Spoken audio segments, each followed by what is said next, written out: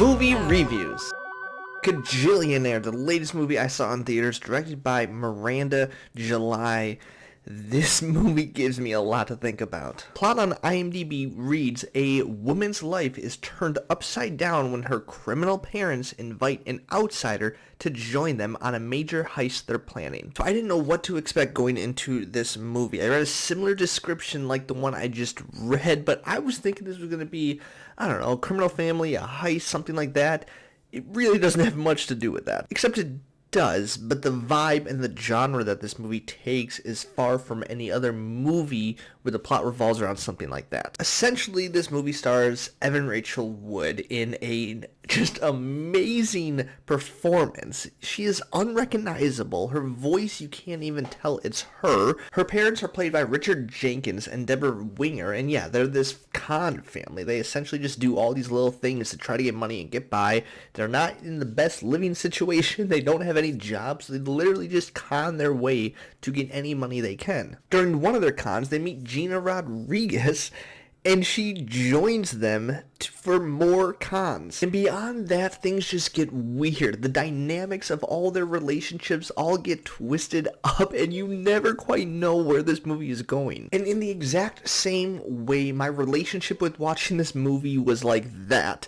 I never knew where it was gonna go. At first, I was intrigued. I'm into it. I'm watching it. Then about midway, I thought I hated it. I just did not like what I was watching. Not because it was bad, but more so just because it felt pointless. It didn't feel like there was any meaning. And then the movie ends, and then it's like, okay, I see what they're trying to do. I'm not exactly sure if it worked, but I see the overall bigger picture moral here. But then I got home and I started thinking about it, and I cannot stop laughing about so much of what I witnessed. This movie is advertised as a crime drama, which I think in a sense it is, but it's also a comedy. This movie is so ridiculously, absurdly funny. The best comparison in recent years that I can think of is The Art of Self-Defense, which is a movie I loved last year. A movie that was trying to say a message. It really was kind of a drama, but it had this dark comedy to it that was just so funny to me. And Kajillionaire feels the exact same way, the same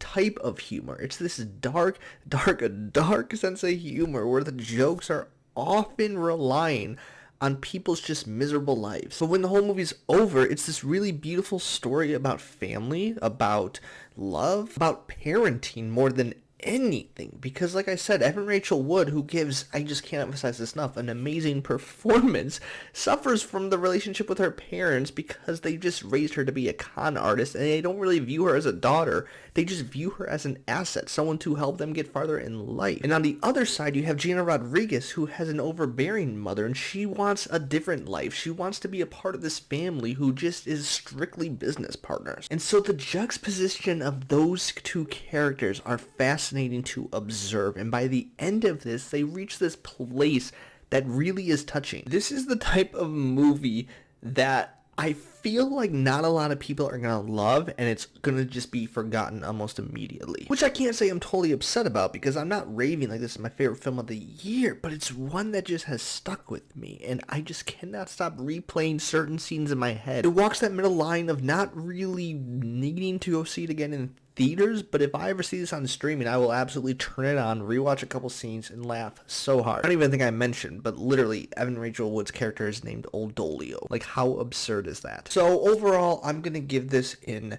85 out of 100. That is a 4.5 out of 5 stars if you follow me on Letterboxd, and you should. So that's Kajillionaire. Have you seen it? What do you think? Comment below your thoughts. Don't forget to like and subscribe if you want to see more content like this, and I will see you next time.